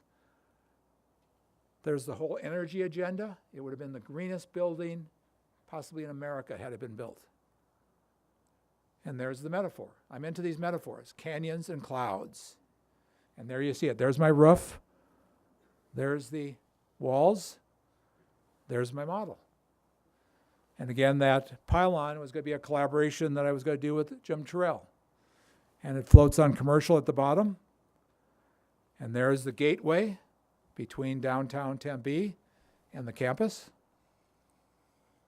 And there's the pylon with James and the clouds and the landscape of Christie all over the building. The scale of Paris, it's about 6 stories with a man. The idea some of you have been to Paris, great scale for a city, great density. It was real materials, it was the whole thing going. So anyways, we won the competition. We were ecstatic. Somehow, probably somebody in this audience or somebody in this town knows what happened, but our developer got an email, not even a phone call, from the president of a certain university that said it was over. And other things were happening and the world was going on. And that's what architecture is about. But that's possibly the most important unbuilt building I've ever done in my life. But there are many of those. But then we did clouds. So if the metaphor for the library was a mesa, the metaphor for the Henkel building up on the freeway was the summer storms and a crystalline cloud of glass floating over the freeway. A building to be conceived in 6.5 seconds at speed, not rush hour, on the freeway, and walking against its north facade in 6.5 minutes. Another story of how it came from, good story, don't have time. There is a canyon in the center. That's an ETFE skylight across the top. That's a 3-acre garden by Christy Tonique on the roof of the eastern end of the building. And this was the corporate headquarters for about 4 years. And you know what was happening in 2008 with the economy. And had we missed that window by 6 months, this building wouldn't have existed. But we didn't. They committed to it. And now it's been sold. They're out of town. There's a new name to be put on it shortly. Been interested in tall things when I came out of the desert. In 2000, I officed in this building by DWL by coincidence that they did in the early 60s. Nice modernist building, but that was Italian, little 1-by-1 tile on the east and west facade. It was falling off. Our landlord, he told me, well, we're going to reclad the building, and he already bought the material. And I said, well, you can't just, it's a Lucabond, it's just this boring nothing material. He said, I'll let you talk to me, but you can't buy any other material, and you can't buy any more material. So we took the order for the dumb facade and we folded it and we bent it. We put LEDs in these little shade things and we skinned the 111 building. And he got the 211 site when he bought it because that was additional parking for the 111. And so we did this little scheme that we went to the mayor with. We did whatever. We went to aviation. That would be a building that would be 780 feet tall, half again as tall as the Valley Bank or the Chase Bank as it's known. And it was housing above, it was big floor plates, it was that iconic building that was the scale of the block, because the airport, not by reason of reason, has totally flattened our city. We do not have a chance of an iconic skyline ever. And if, I don't know how many of you know, but in an airplane, the pilot sits in the left-hand seat. He's driving the boat if there's a problem. His orders in a left-hand position is, take it down. That's where the riverbed is. So if there is something really going wrong, he'll always turn left over the river, not right over downtown. And we had permission, we had proved it, we had all the facts, the researches, and that would have been fun. But there's lots of dreams in my catalog of happenings. Real quickly here, you're about to see a cowboy building, my first cowboy building. I did Western, really did it well. So on the left are two false front cowboy buildings. One's a mayor's office, and I think the other one might even be a library, but can't read it, it's getting late. But on the right is something I discovered when I was teaching at MIT and had a professorship. And one of the professors and I going for looking at Shaker architecture. You know, I'm very eclectic. I mean, Shaker is some of the best modern architecture that exists. And we're driving out in the snow. I just gotten a killer speeding ticket that I'd pay for a long time, but it was Saturday and we had a long way to go. And we suddenly come upon this drive-in theater abandoned up on the road, and went up there and photographed it. And you remember the old drive-in theater? Some of you I bet do. That was pretty cool, okay? I see a raised hand there from the lady in the front row. She had a sort of smile on her face. She remembers drive-ins. Her husband's smiling real good. They both remember it. Okay, so this is a building with no budget left for the Agave Library for Phoenix. There's a box behind it. This is off the main road up there, Happy Valley. In front is a pump-it-yourself gas station, a Colonel Sanders, Taco Bell, whatever, fast food restaurant. And we're at the butt end of a Safeway shopping center, and there's this empty lot between Suburbia and Industrial Park, and that's the site for the library. Hidden from the whole world. And so we got this budget, and so it was zoned to a 5-foot story building. I've got a 1-story building. And so we made this scrim that you can see from 1.5 miles away when you come off the freeway, if you know where you're looking. Or you can see, if you're flying in any time from Salt Lake City and you're on approach, sit on the right-hand side of the plane, because if you're lucky, you can look out the window at dawn and see light reflecting off those letters from 5,000 feet. So anyways, this is a scrim. Those are 40-foot tall letters saying Agave, and it's just inspired by that old movie screen and those false front cowboy buildings. Fold the canopy to go in. It's high environmental sensitive block, perfectly laid. Wonderful public art piece that's over the desk instead of graphics. It's just wood trusses. Again, never have any money. This is the story tower in the backyard. And so this is where you hear the reading of your first book, Skylights and Lights and Fantasy. And okay, so this is how life changes when you grow up. So Louise and I lived in Scottsdale for 6 years, and we wanted to be more urban, more urbane. So we went from, that's 845 feet on the left, my desert house for $12,000. And see the lights on in the building on the right? That's the old repurposed security bank building. That's the 6th floor, the rooftop of Paris. And Louise and I live in 1,100 square feet with 11.5-foot ceilings because it was a office building. What? Oh, one more bow for the Lorentz. Up, guys, up. No, that's okay. Yeah, that's going to take time. But anyway, yes, Todd and Mickey were there full force. A funny story, 2.5-month turnaround, just sort of happened. And the old studio and the current studio. And there's been a couple in between. But we are on Central Avenue. I office in a building that's 1 year younger than I am. It was built in 1947. I was born in 1946. That's my staff at the time a couple of years ago. We're on the light rail line. We're a half mile from work. We made this little desert pocket park in front of our building when I ran it there, and it's a shared co-work space. We've got the one in the corner. A bunch of architects were in it. We were sort of tracking something close to home, and it's really, really comfortable. And this is where the work happens. And it's got a nice grit and a nice feel, and it's in the heart of a city where architects belong. So very quickly, 4 more left, and we're done. So this is when I was contacted about a competition for a phone call. I had been to Billings, Montana. I was talking to the lady on the phone who was the director of the foundation. I said, what would you tell me is the most important building in your city, the most respected thing in Billings, Montana? And she thought for a second. There's no buildings, but the Rim Rock. The Rim Rock is something that is the prairie on the right, the foothills of the Rockies on the left, and you can see it from everywhere in Billings if you know the town and you're looking. So that became the magic clue. So this is the rendering that was done for this quick little competition, longer story, but I took my photographs that were taken when we went up there, Louise and I, to case the site out and meet the librarians.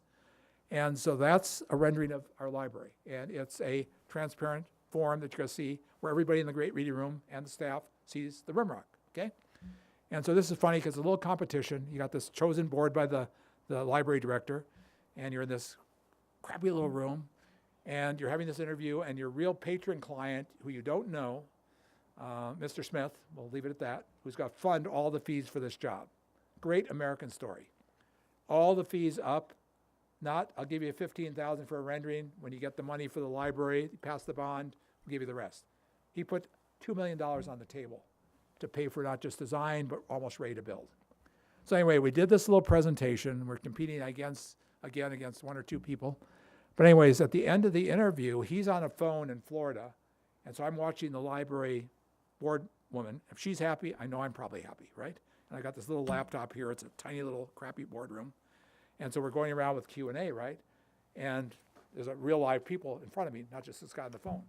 And you got this smart banker from town, and he says, you know, Mr. Bruder, you're talking pretty convincingly. I'm sort of liking what I'm seeing. But you realize that white car's going the wrong way on a one-way street? Okay, so I'm spending so much time with my render turning the stop and go lights green because they were red, okay? And I didn't want the negative image of a red light. And I said, my God, it worked. And he sort of dumbfounded. What do you mean it worked? I said, well, you're here selecting an architect to create a building that will be a destination, will be a significant building for your community. And you see that car? It's an Alfa Romeo. It was rented by 2 Swiss architects in LA. They're going on their grand tour across America. They came to this building. It was so beyond their belief that they turned the wrong way on the friggin' street. You won. Everybody, even this glum-faced guy, laughed. I knew Mr. Smith was laughing on the phone. You know? You're going to when you get to the real questions, this other lady's, well, the first lady, before the guy asked this question, the first lady to ask a question is crying. Tears of happiness. Are you calling me, Louise, to tell me to quit? No. I should be, yes, right. Okay, I want Trabowski to know that I haven't lost my touch for Milwaukee, right? I would have let everybody down had he not. I wasn't going to do the lecture this long if he hadn't given me that great introduction. It would have been a short lecture. It's all his fault. So anyways, that's the story of the Alfa Romeo. We got the job, and then I had to hide the building because this whole charade went out without one public meeting. And so I took it back to Arizona. The librarian had been traveling. He didn't even get to see it. He just knew I had won. And that's reality. Not too bad, eh? That's pretty, not bad for a little few weeks charrette. But we're listening. I had a building program. They gave me a building program. I couldn't pull this off without the program. So they gave me that as a guide to what they really seriously hardcore wanted. So that's the building. And then we're staying at the, what was that? The Dude Rancher. Okay, if you ever go to Billings and want to see the library, you got to stay at the Dude, okay? The Dude Rancher is a 1950s motel with the weeping mortar here. That was done by a couple that went to Yale. They brought this little modernist building, so Frank Lloyd Wright meets Cowboy. And I love the weeping mortar. So there you see the weeping mortar in the new building on the right. That's the entry. The skin that looks solid is actually perforated stainless and is transparent. The logs are the waiting benches there. The blue film on the glass is that buildings can be bright and big sky, but it can also be gray. This is the heart of the building. That's the donor's wall flying around the atrium. These ellipses, it's a very orthogonal, simple building. This is the reflecting pool on the way to the children's area. And this is the children's story cone, which is as tall as the old library building, 56 feet tall, that was next to it. So you're a kid on the floor. I was laying on the floor before I took this picture. story time. You're looking up, and it's the memory of the old library popping out of the top of the roof. And there's LEDs in the sculptural story cone. And then you go upstairs, and you got the skylight again. And there you can see the transparency and see through the view on the right-hand slide. That's called the rim. And there it is at night glowing. It's a beacon. It's a beacon of knowledge. It's a public place. It's a public living room. This is a little house that is in Aspen. Little spec endeavor for a patron sort of client on a business endeavor. It's burnt wood. It's sculpture. It was a spec house. We sort of guessed who the buyer might be for it, but the owner is my patron client from the North Shore of Boston. We did the furniture. We did the art program. We did the knives and forks. We did the bed linens. We did everything, because if you go to Aspen and you're in love and it's February and it's ski weekend and you're thinking about this, you don't want to bring your decorator in and work for a year in an empty house to come back whenever. You want to buy the house and be there for summer. And it went very well. It sold in 4 days. This is the stair. Just a simple little spec house, butterfly with great views of Ute and Aspen Mountain. And we did pretty good on the furniture and the art program.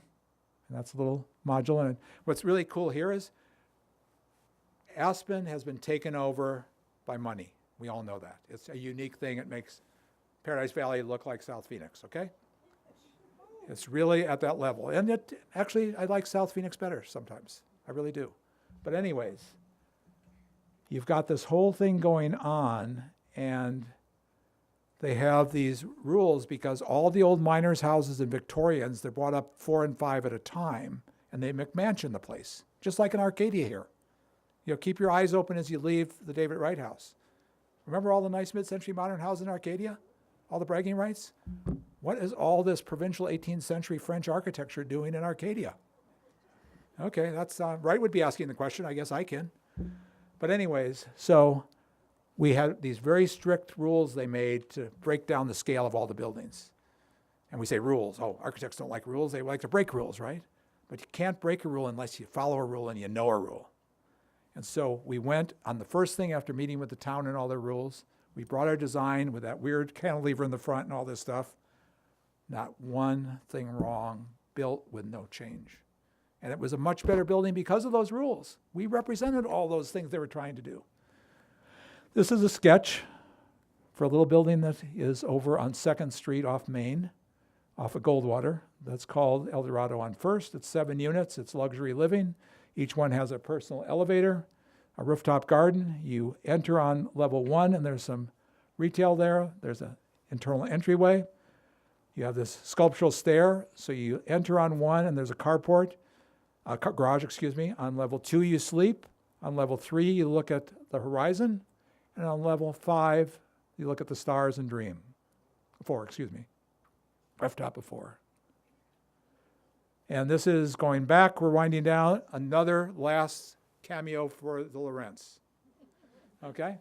This was my first project back from Rome in 1989 for a family of 2 and their daughter who would live at home all her life.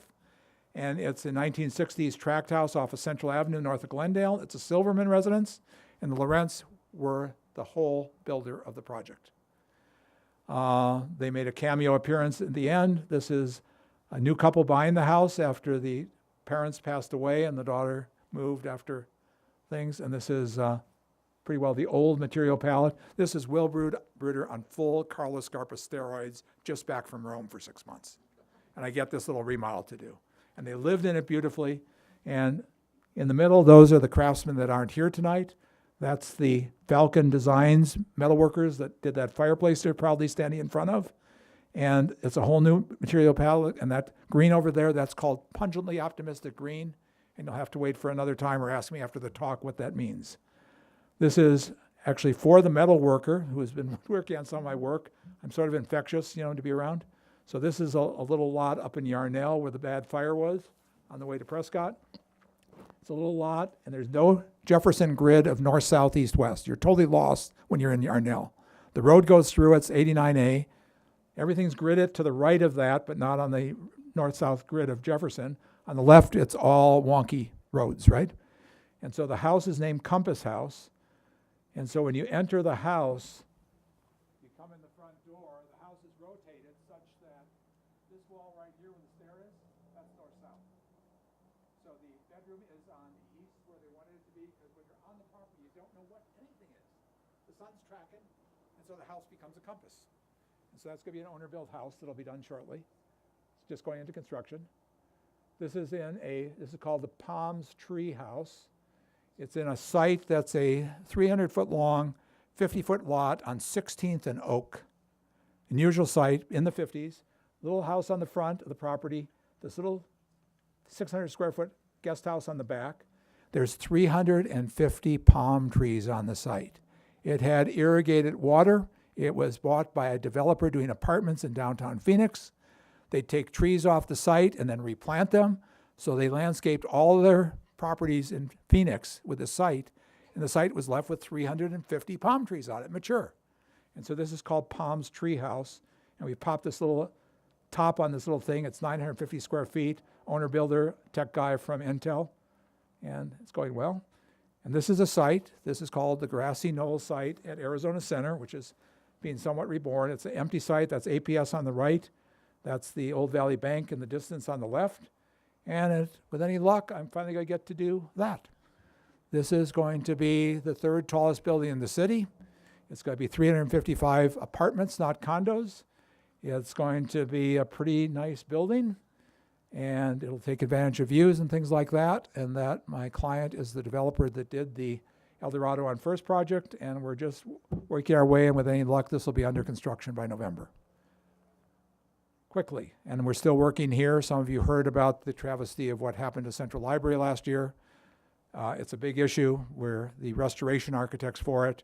We're 2 months away from reopening the building. Again, for the students in the crowd, this will go quickly. I once had a lecture I gave on Thanksgiving. I was the turkey that spoke. It was at the Biltmore. It was a national conference of students called AIAS, American Institute of Architects students. And I felt that was going to be a special day. It was Thanksgiving dinner at the Biltmore, and there were 1,200 people in the ballroom, and I'm invited to talk. And I did a little thing, and somehow I woke up, and I just thought this was a special night for these students. They'd come all the way across America for 5 days, and they were the audience, and so I did this thing. So it's an architect must. That's my Germanic only child. Okay, must. Okay? Be insatiably curious and without complacency. Be both a poet and a pragmatist. The words are pretty clear. I don't have to give you a lot of backstory. Remember that architecture happens because of the client, not in spite of the client. Never ignore the power of place, both natural and man-made. Learn from the past, but live in the future.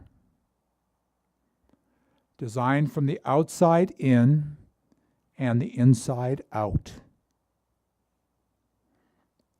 Master an understanding of proportion and scale. Not expensive materials to work with. Proportion and scale. If you wonder what that's all about, when the lights come back up, turn around and you'll know what proportion and scale is about. You'll know what inside out and outside in is. You're embraced by it. Learn to live in your architectural concepts. Live in them. Conceive them, but pretend you're there. Pretend you're living. You're waking up. You're going to work. You're living. The biggest fault that I see in our new generation right now of keyboards and 3D rendering and animations is seldom do I see a student in any school that I touch that has lived in their project. There's no connectivity. It's all a video game. That's sad. Realize perfection is impossible, but be bold enough to keep reaching for it. Be both passionate and compassionate. Architects often are passionate, they're artists, they're God, right? Or goddess, right? They want to be there. But again, compassion, you never want to hurt anybody or any community with what you do, and it takes compassion to respect that we're all different and there's a big world out there. Be a leader, not a survivor. Always show up. That means show up at public meetings, design review things, conversations in your community. Where is the professional community? They're missing in action, and I'm FAIA, and I'm sad to say too often, you know that, Ed, we don't show up enough. Create architecture to enhance community. Be a great listener and enjoy the music of life. I live because tomorrow the sun will rise again, and I don't know what I'm going to get to do or be doing, but there's always optimism in that sunrise. So thank you very much for putting up with me.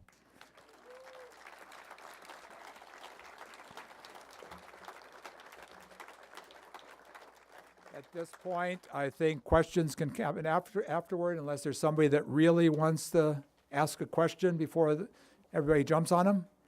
I'll be around. Thank you very much for coming this evening.